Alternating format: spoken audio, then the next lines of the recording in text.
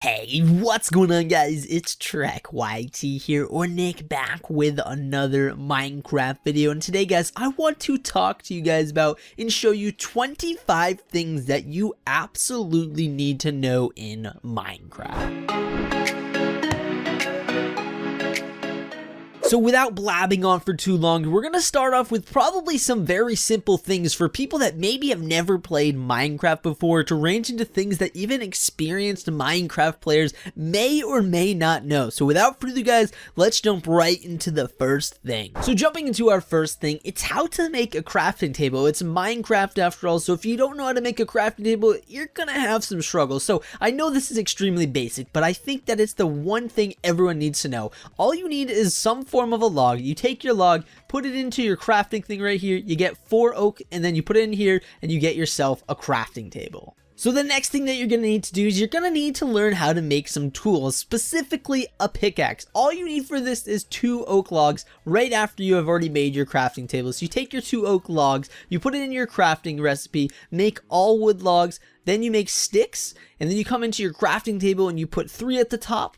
And it makes you a pickaxe, and then you can also make yourself an axe, a shovel, whatever else that you need, and then you have the tools. So our third thing, it's another crafting recipe. You need to know how to make these crafting recipes, otherwise you're not going to get very far in Minecraft. So next up, we're making a furnace. You need 8 cobblestone, and then you got to go ahead and use a crafting table for this. You put them in a circle, missing the center, and you got yourself a furnace. Our fourth thing is you are going to want to make yourself some stone tools, and it's the same way as making a pickaxe in the beginning, except instead of using wood, you use yourself some cobblestone. But what you need to be able to get to iron and then to diamond is you need to get iron first. So the way you mine iron is you need yourself at least a stone pickaxe to mine iron and be able to get the iron ore. And then when you get the iron ore, you're going to need to smelt it up using coal or some other form of fuel. And then once you're done smelting it all up, you can use that to make yourself some more tools, and this time with iron. Jumping into our fifth thing, this is actually something a lot of Minecraft players don't know how to do, and that's that you can actually smelt without having to use coal. You can also use anything that's made out of wood. So if you want to smelt using a hoe that you're never going to use, it will work. You want to use logs, it will work. You want to use planks, it will work. Jumping into our sixth thing, it's how to make yourself a bucket. This is probably one of the most useful items in the game that a lot of people don't realize. So you're gonna need yourself 3 iron ingots. You're gonna have to come into your crafting table and make a V shape,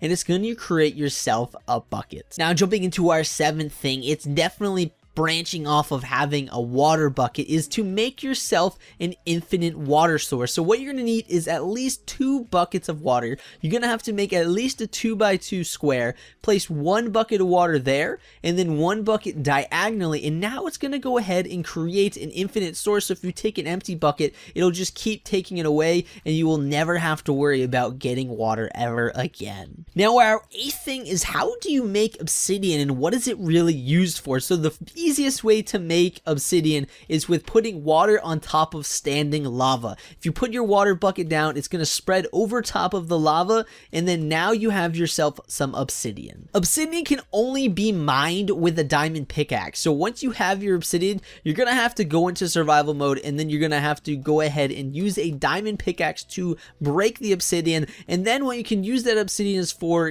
crafting nether portals or enchantment tables or ender chests. Now jumping into our 9th thing, let's say that you didn't have a diamond pickaxe, but you still want to make a nether portal. Well, if you have lava, an abundance amount of it, and some water, you can make a nether portal without having a diamond pickaxe. So if you use that technique of putting water on top of lava, it can actually create yourself some obsidian in the place that you want. So all you do is you have to put the lava down, and then you put the water on top of it, and it will place it into the spot. So now all you have to do is just keep placing that lava, and then putting the water on top of it, and you can make an entire nether portal. Once you've gone all the way around with your lava and your water, you'll have a finished nether portal, and then you can light it up and you can go to the nether without a diamond pickaxe. Our 10th thing is probably something a lot of people know, but a lot of the new Minecraft players will not know this, and it's actually extremely useful. For example, let's say you're mining up from a cave straight up and you're mining into, I guess, potentially a desert or an ocean biome. You're gonna need to know how to do this, and you're gonna want to carry some torches with you. So if you have a bunch of sand that falls on your head, all you have to do is place a torch, and then you break the block above it, and it breaks all of the sand when it falls down. Now let's say that you are underwater and you're running out of air bubbles. You're gonna need to use number 11 for this. You're gonna need yourself a torch, and if you're underwater, you can use torches as almost a way to get another breath. So a torch will create an air pocket, which will then reset your breathing ability. So if you stand right here, place a torch, it will temporarily place an air pocket, and then it resets your air capabilities. Jumping into number 12, some people don't even know this is a thing. They don't know that they can actually create their own massive mushrooms using bone meal. So if you place a mushroom down in a mushroom biome or anywhere where you can place a mushroom, whether that be underground or on podzol or whatever you need to place a mushroom, and then you bone meal it, it will create a massive mushroom, which then if you were in survival mode, you break this, it drops mushrooms. Now jumping into 13, if you really like red things in Minecraft, this is the one for you. There's actually kind of a glitch in the game that if you have a rose bush, you can actually use bone meal on it and get infinite rose bushes. So if you want to build a massive rose garden, this is the easiest way to do that. Jumping into number 14, this one's actually extremely useful for a bunch of different scenarios in Minecraft, but I guess the easiest one is, let's say that you're fighting a witch and the witch poisons you. If you have a bucket of milk, all you have to do is drink that bucket of milk and it will get rid of those potion effects that they just casted on you. Now in number 15, you may find just kind of funny, but it's actually kind of useful. So you can go ahead and put a pumpkin on your head, and now you have the ability to stare at endermen without them running at you and attacking you. So if you're fighting the ender dragon, in the end there's gonna be a bunch of endermen around, but if you throw a pumpkin on your head, you don't have to worry about them getting aggravated because they won't even know that you're looking at them. Now in number 16, I know that when I first started playing Minecraft, I didn't know this, and it was annoying. When you're in the nether, if you're ever branching out,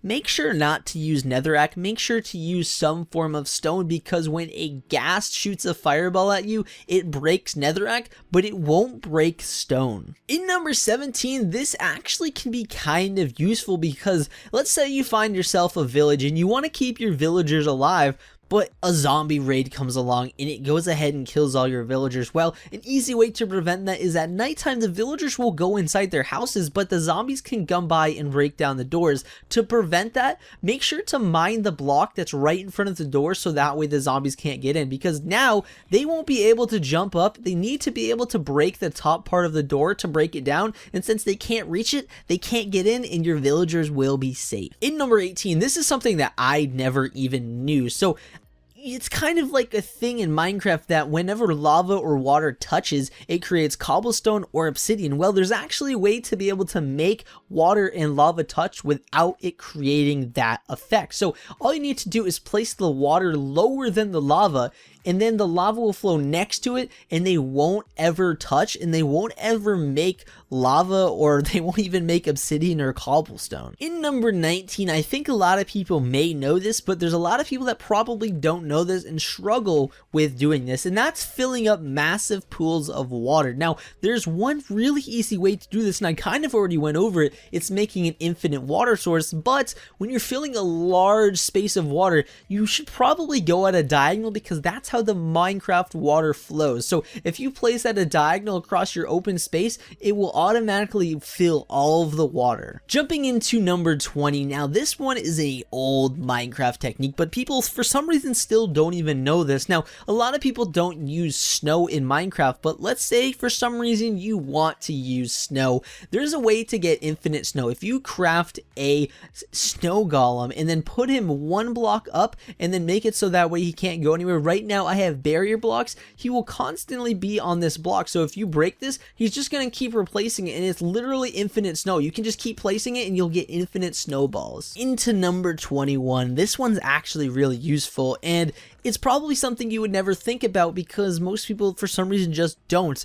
Now, if you were to burn a cow or some form of animal alive, it will actually drop the cooked version of their meat instead of the raw version, and obviously the raw version's not as good as the cooked version. So if you were to burn this cow alive, when he dies, he's gonna drop cooked beef instead of raw beef. Number 22, you guys probably don't know this. This is something that probably most advanced Minecraft players don't even really notice or even think about, but the mushroom biome doesn't actually allow for mobs to spawn there. So even in the caves below the mushroom biome, mobs will not spawn there. Night or day, there is no mob spawning in the mushroom biome. So if you're really worried about mobs, go to a mushroom biome and then you won't have to worry about them ever again. Number 23 isn't really something that may be that useful, but you may have to come across this maybe once playing Minecraft, and that is that when you break a ice block, if there's no block below it,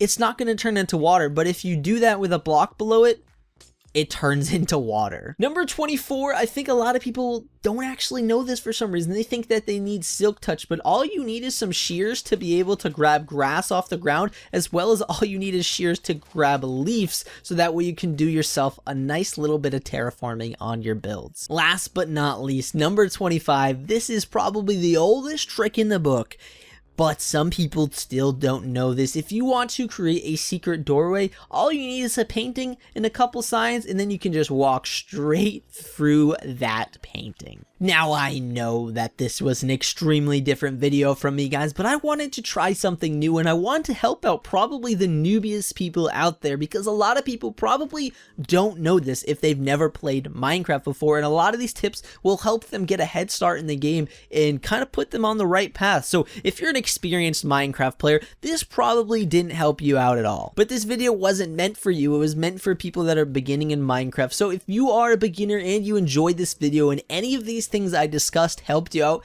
let me know down in the comment section down below. As well, guys, if you want me to make a second edition with probably a lot more, I guess, difficult and techniques that maybe even advanced Minecraft players don't know, maybe I guess do a version of this video but for more advanced players, let me know down below, because there's obviously a lot of techniques that I did not cover in this video, a lot of tips, tricks, knowledge that I didn't cover. So if you have any suggestions, leave that down below as well. But I hope you guys did enjoy today's video. If you guys did, make sure to hit a like down below, and while you're down there, guys, might as well hit that subscribe button. We want to get to 5,000 subscribers as quick as we possibly can. But as always, guys, I love you all. See you guys next time.